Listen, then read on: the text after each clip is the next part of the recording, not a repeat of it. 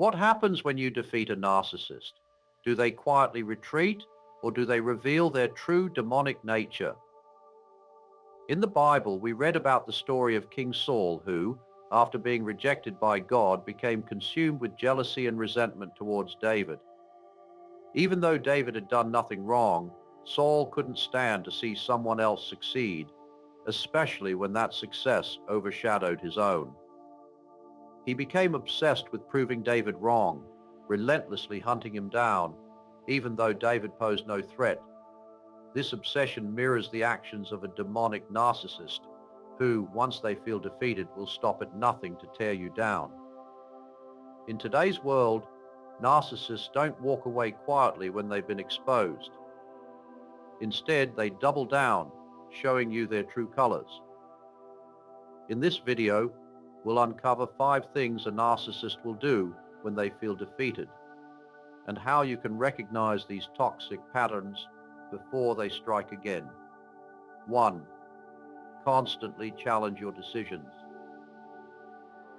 What happens when someone relentlessly questions your every decision? They don't just challenge your choices, they try to steal your confidence and make you doubt everything you know. In the Bible, we see many stories where individuals chosen and guided by God were constantly challenged in their decisions. One of the most profound examples of this comes from Moses, the great leader of the Israelites. After leading them out of Egypt with God's miraculous intervention, Moses was faced with constant questioning and doubt from his own people. Despite their deliverance from slavery and the supernatural signs they had witnessed, the Israelites were quick to undermine Moses' decisions at every turn. When they found themselves in the wilderness facing hardships, they started grumbling. In Exodus 16:3, they said, "If only we had died by the Lord's hand in Egypt.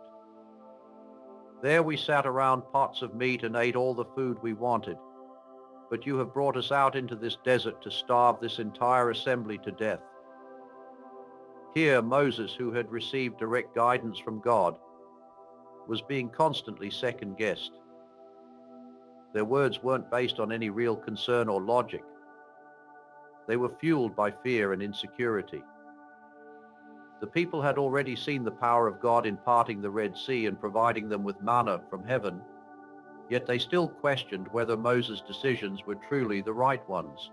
This biblical scenario is relatable to many people today, especially when dealing with a narcissistic individual.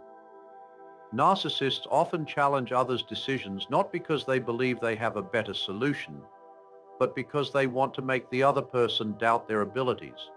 They seek to undermine your confidence, making you second-guess your choices, and in the end causing you to feel inferior and unsure of yourself. In these situations, the narcissist's goal is to create confusion and manipulate you into losing your self-trust. This is the essence of what Moses faced. The people didn't truly understand the divine purpose behind his leadership, and their constant questioning was an attempt to bring him down to their level of uncertainty. They didn't care about the logic of his decisions. They wanted to impose their fear and insecurity onto him. A more modern example might be in the workplace, where a narcissistic colleague or boss constantly questions your methods, even when they have no real basis. No matter how many successes you achieve or how clear your decisions may be, they'll find a way to challenge them. Are you sure that's the best way to do it? Have you thought about this from another angle? Their goal isn't to help you improve. It's to make you feel unsure about your own abilities and to take control of the situation.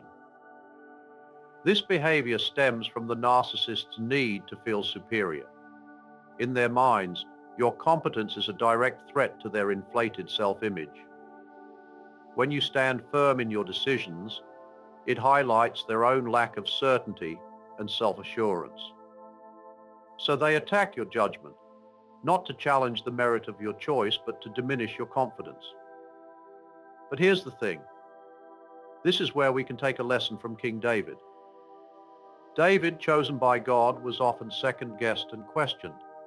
most notably by his own son Absalom, who staged a rebellion against him. In 2 Samuel 15:3, Absalom went as far as to suggest that David's judgment was flawed and that he could do better as king. Look, your claims are valid and proper, but there is no one to represent you before the king.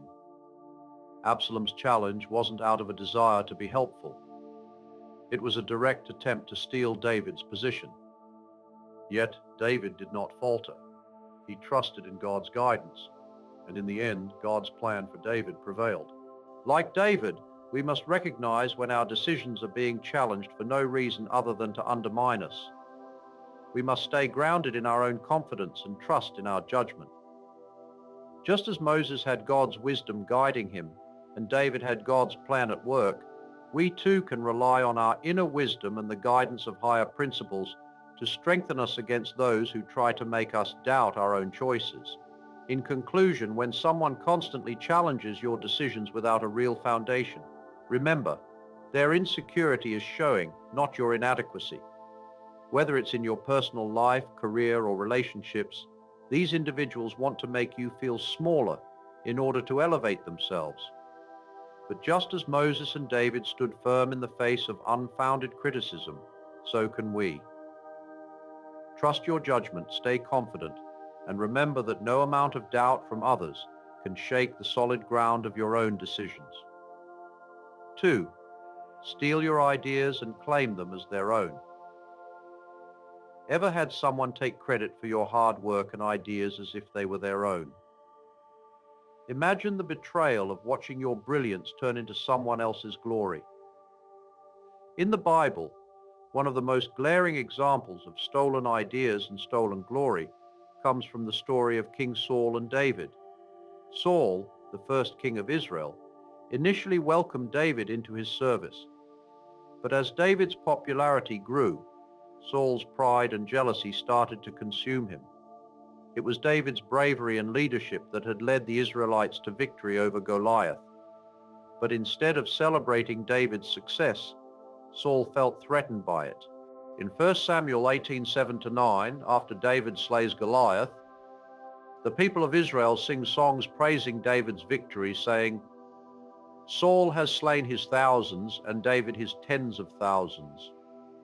This enraged Saul because David was getting credit for the very thing Saul had hoped to claim for himself. Saul, feeling that the spotlight was being stolen from him, became obsessed with stealing back the credit, eventually trying to eliminate David altogether. Saul's desire to control the narrative of his own greatness led to an internal battle where he sought to erase David's contributions, despite being the one to benefit from them. This scenario is all too familiar today, especially when dealing with narcissistic individuals. Narcissists thrive on admiration, attention, and recognition.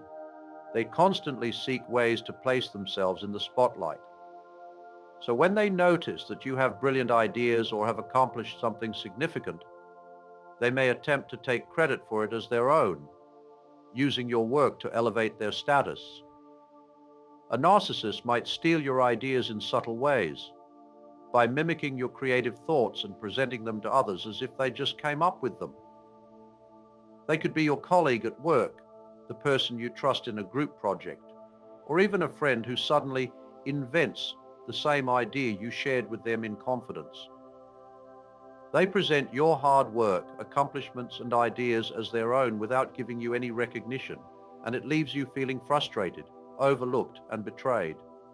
For instance, imagine you work on a big project or come up with an innovative solution at work. You're excited to share it with the team or management, only to find out that the narcissist presents the idea as their own. They might even throw in a few borrowed phrases from your conversation, but it's wrapped in their self-promoting rhetoric.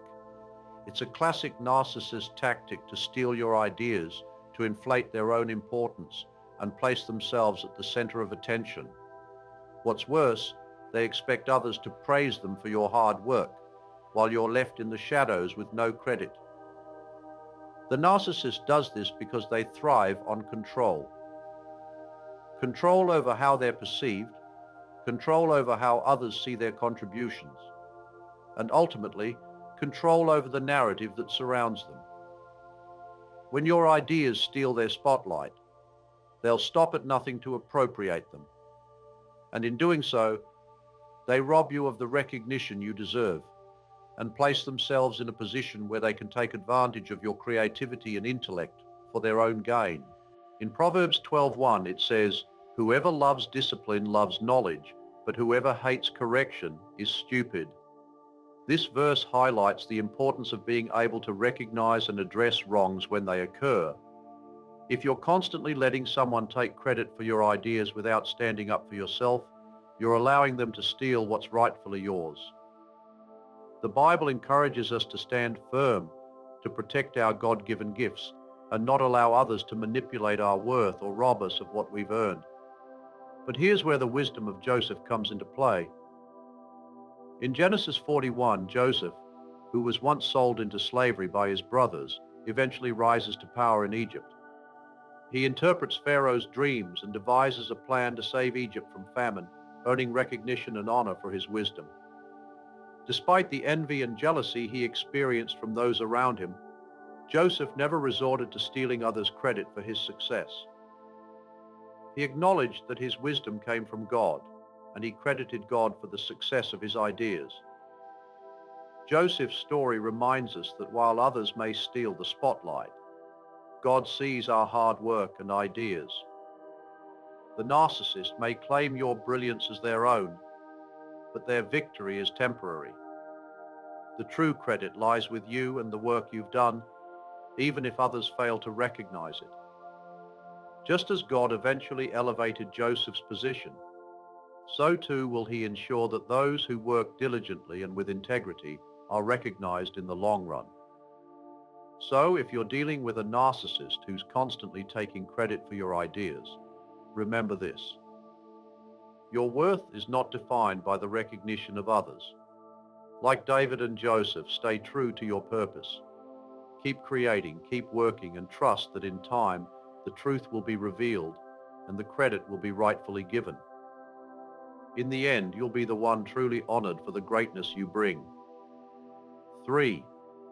Create drama to shift the focus back to themselves. Ever had someone create a storm out of nowhere just to steal the attention? Imagine you're peacefully living your life and suddenly someone starts stirring up drama to pull all eyes back on them. In the Bible, we see this very pattern with the story of Absalom, King David's son. Absalom was a man consumed by his desire for power and recognition, and when he didn't receive the attention he craved, he turned to drama and manipulation to shift the focus back to himself. Absalom, despite being born into royalty, was constantly overshadowed by his father David. Instead of humbling himself and waiting for his rightful place, Absalom decided to take matters into his own hands. In 2 Samuel 15:1-6, Absalom begins to undermine his father's rule by positioning himself as a figure who could deliver justice to the people of Israel. He would stand at the city gates and intercept those coming to see King David, offering to resolve their issues in a way that suited his ambitions. He began creating a situation of discontent among the people, making them feel like David wasn't paying enough attention to their needs, and positioning himself as the answer to their problems. Absalom was masterful at stirring the pot. He wanted to create conflict, drama, and dissatisfaction among the people to shift their focus from David to himself. This was a classic case of someone creating unnecessary drama to grab attention and feel in control. He was willing to use manipulation and deception to achieve his goal of taking over his father's throne. Narcissists behave similarly. They have an innate need to be the center of attention. If they're not getting enough of it, they'll go to great lengths to shift focus back onto themselves. Drama is their weapon of choice. They create conflict, exaggerate situations, or intentionally provoke others to get a reaction. For them, the more chaos, the better. It's a way for them to feel powerful and in control, even if the drama is entirely unnecessary. Imagine being at work, handling a project. and suddenly someone from your team starts a disagreement over a minor detail that has no real significance. They might bring up issues that were already resolved, stir up past conflicts, or start petty arguments. The goal is never to solve the problem. Instead, they're looking to regain control over the situation, distract from other ongoing matters, and most importantly, draw attention back to themselves. By creating this unnecessary drama, they manage to regain the spotlight and, in doing so, feed their insecurities. In Proverbs 26:17, it says, "Like one who grabs a stray dog by the ears is someone who rushes into a quarrel not their own." This verse illustrates how engaging in drama without cause is both reckless and futile. Just like grabbing a stray dog by the ears, drama only leads to confusion, pain, and ultimately a loss of peace. Narcissists thrive on this kind of chaos because it diverts attention from their own flaws and redirects it onto others, making them feel important and in control. But what does the Bible teach us about how to handle such situations? In Proverbs 15:1 it says, "A gentle answer turns away wrath, but a harsh word stirs up anger." When a narcissist creates drama to provoke a reaction, they want you to fight back. They feed off your energy and emotions. However, a calm and measured response can de-escalate the situation. Choosing not to engage in the chaos is often the best way to neutralize their need for attention. The Bible teaches us that peace and wisdom lie in restraint and discernment. By not allowing the narcissist's drama to dictate your actions, you maintain control over the situation, not them. Consider the story of Jesus and the Pharisees. Time and again they tried to provoke Jesus into engaging in arguments that would distract from his purpose. They wanted to create drama, stir up conflict, and shift the focus away from the good work Jesus was doing. But Jesus, with his wisdom, didn't let their drama derail him. Instead, he remained focused on his mission, offering peaceful and thoughtful responses that diffused the tension. In Matthew 22:18-22, when the Pharisees tried to trap Jesus with a question about paying taxes to Caesar, Jesus didn't get involved in their drama. Instead, he answered wisely, "Give to Caesar what is Caesar's, and to God what is God's."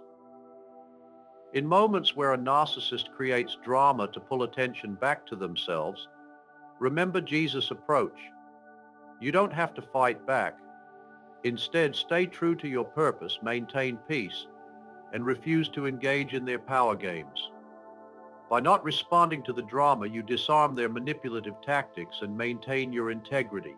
The key takeaway here is that narcissists thrive on drama because it allows them to regain control. But we can counteract their behavior by practicing peace, wisdom, and self-restraint, just as the Bible teaches us. By staying calm and not letting them dictate your emotions, you take back control of the situation and refuse to allow their insecurities to dictate your peace. 4. Act as if they are perfect and invincible. Have you ever encountered someone who, no matter what, seems to think they're always right, perfect and invincible, never acknowledging their flaws? But beneath that mask of perfection lies a deep well of insecurities they refuse to face. This dynamic is reminiscent of the Pharisees in the Bible. The Pharisees were religious leaders during the time of Jesus who outwardly projected an image of perfection. They followed the law meticulously, prided themselves on their righteousness, and acted as if they were the epitome of moral and spiritual superiority. Yet despite their external show of perfection, they were filled with pride, and their hearts were far from humble. In Matthew 23:27-28, Jesus condemns the Pharisees, saying, "Woe to you, teachers of the law and Pharisees, you hypocrites!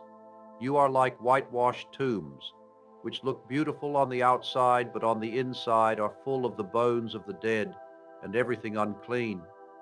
In the same way, on the outside you appear to people as righteous, but on the inside you are full of hypocrisy and wickedness. The Pharisees presented themselves as invincible, untouchable, and morally superior. They were quick to point out the flaws of others while hiding their own. This is a classic example of someone acting as if they are perfect and incapable of making mistakes. Much like a narcissist who hides their own insecurities behind a facade of invincibility, narcissists often exhibit similar behavior. They refuse to admit their mistakes, and their sense of superiority leads them to believe they can do no wrong. They put up an impenetrable wall of self-importance, making it nearly impossible for them to ever show vulnerability or admit they might be flawed. Instead, they act as if they are above reproach and that their word is the final authority. In a world where social media often amplifies the perfect version of oneself, narcissists take this to an extreme.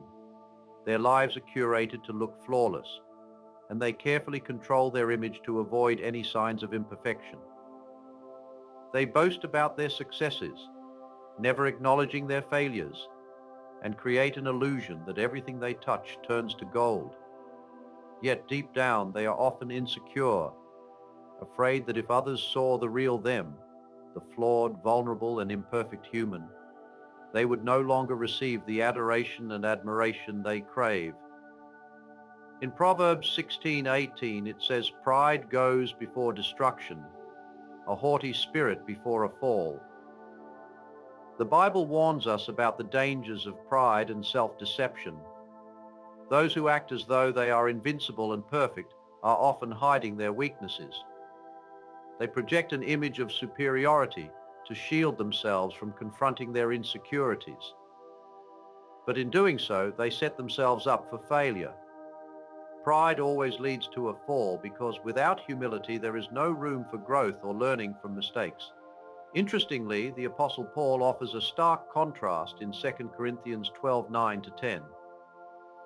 Instead of hiding his weaknesses, Paul embraces them, saying, "But he said to me, 'My grace is sufficient for you, for my power is made perfect in weakness. Therefore I will boast all the more gladly of my weaknesses, so that the power of Christ may rest upon me.'" Paul understood that true strength comes not from pretending to be perfect, but from embracing our flaws and acknowledging our need for God's grace. He recognized that our weaknesses make room for growth, humility, and reliance on God. Similarly, the life of King David provides another example of embracing imperfection. David, though a man after God's own heart, was not perfect. He made many mistakes, including his adultery with Bathsheba and his murder of Uriah. But when confronted with his sins by the prophet Nathan, David did not deny his mistakes or act like he was above reproach. Instead, he repented, humbled himself, and sought forgiveness from God. Psalm 51. David's humility and willingness to confront his own imperfections are what set him apart and made him a man after God's heart. Narcissists, on the other hand, are quick to deflect any blame, and their pride prevents them from acknowledging their own shortcomings. They might try to convince themselves and others that they are always right, but in doing so, they lose the opportunity to grow, learn, and develop into more compassionate and humble individuals. The truth is, no one is perfect. We all have our flaws and shortcomings. It's only when we humble ourselves and admit our mistakes that we can truly grow and experience the grace that leads to real transformation. Proverbs 11:2 tells us, "When pride comes, then comes disgrace, but with humility comes wisdom." Narcissists may project an image of perfection, but in the end it is humility that leads to wisdom and lasting success.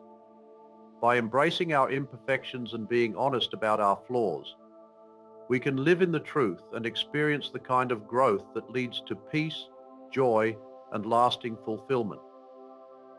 So if you ever encounter someone who insists on their own invincibility and perfection, remember that their facade is often a defense against their inner insecurities. Don't be swayed by their need to appear flawless. Instead, embrace your own imperfections and seek the wisdom that comes from humility and self-awareness. In doing so, you'll not only find peace, but also grow into the person you were meant to be. 5. Manipulate others into believing you're the problem. Have you ever found yourself in a situation where everything you said or did seemed to be twisted, and no matter how hard you tried to defend yourself, you were always portrayed as the villain? This is the classic tactic of manipulation, and it's a tool often used by narcissists to create chaos and confusion. Just like the serpent in the Garden of Eden, who twisted God's words to manipulate Eve into sin, a narcissist will often manipulate others into believing that you are the problem, even when they are the ones creating the conflict. The tactic is subtle yet powerful, causing the victim to feel isolated, misunderstood, and unjustly blamed. In the book of Genesis, we see the first recorded instance of manipulation. In Genesis 3:1 through 4, Satan, disguised as the serpent, twists God's command, saying, "Did God really say, 'You shall not eat from any tree in the garden'?" He uses this subtle manipulation to sow doubt in Eve's mind, causing her to second-guess God's goodness and intentions. The serpent's goal was clear: to make Eve question her judgment, deceive her, and ultimately lead her into sin. Similarly, narcissists use these manipulative tactics to make others doubt themselves, question their reality, and believe that they are the source of the problem. When narcissists manipulate others into believing you're the problem, they often twist your words, actions, and intentions. They take what you say and distort it to make you seem unreasonable, aggressive, or even delusional. This is a classic strategy to discredit you and prevent others from seeing your side of the story. In a twisted way, the narcissist becomes the victim in this scenario, and you are left to carry the blame. In Proverbs 6:16-19, we are warned against the 6 things the Lord hates, and among them is a lying tongue, a false witness who pours out lies, and a person who stirs up conflict in the community. Narcissists often use lies and false narratives to create division and chaos. They manipulate the truth, spread rumors, and distort reality, all in an effort to make themselves look like the innocent party, while you are cast as the villain. The goal is simple: to control the narrative and ensure that they maintain power and influence over others. When a narcissist manipulates the situation in this way, they work to isolate you from the people who might otherwise support you. They create false narratives that paint you in a negative light, making it difficult for others to see the truth. Just like Joseph's brothers in Genesis 37, who manipulated their father into believing that Joseph had been killed by a wild animal, narcissists will spread lies to turn others against you. Joseph's brothers were able to deceive their father and isolate Joseph, all to protect themselves from the jealousy and resentment they felt towards him. Similarly, narcissists use manipulation to isolate their victims and protect their fragile egos. The ultimate goal of a narcissist is to shift the blame onto you and create a sense of chaos around you. In Romans 1:29-32, Paul describes how people who reject God are filled with all kinds of deceit and manipulation. They have become filled with every kind of wickedness, evil, greed, and depravity. They are full of envy, murder, strife, deceit, and malice. This passage highlights how manipulation is a tool used by those who are spiritually bankrupt, who refuse to acknowledge their own flaws and project them onto others. By manipulating others into believing you are the problem, the narcissist is not only damaging your reputation, but also distorting the truth. They may even accuse you of things that you never did or said, creating confusion and strife. The narcissist's ability to shift the blame and make themselves appear innocent is rooted in their need for control. Their ego thrives on the false narrative that they are perfect, and in their eyes you are simply a pawn in their game of power. However, just as Jesus was falsely accused and slandered by those who sought to destroy him, we must remember that truth always prevails. In Matthew 5:11-12, Jesus encourages his followers, saying, "Blessed are you when people insult you, persecute you, and falsely say all kinds of evil against you because of me. Rejoice and be glad, because great is your reward in heaven. For in the same way they persecuted the prophets who were before you."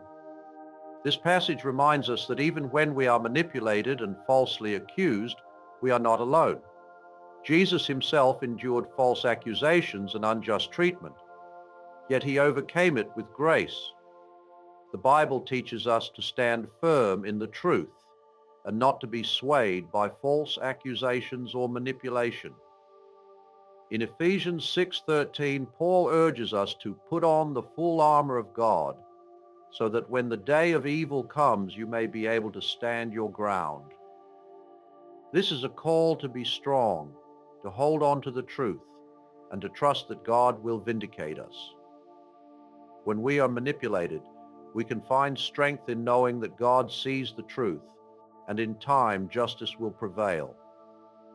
In conclusion, narcissists manipulate others by twisting the truth, spreading rumors, and creating false narratives to make you the villain while they play the victim. This is not a new tactic. It's been used since the very beginning, from the serpent in the Garden of Eden to those who falsely accuse Jesus.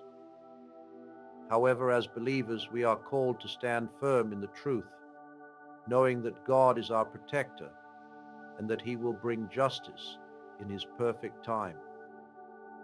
Let us remember that while narcissists may try to manipulate others into believing we are the problem, God sees the truth and he is always on our side.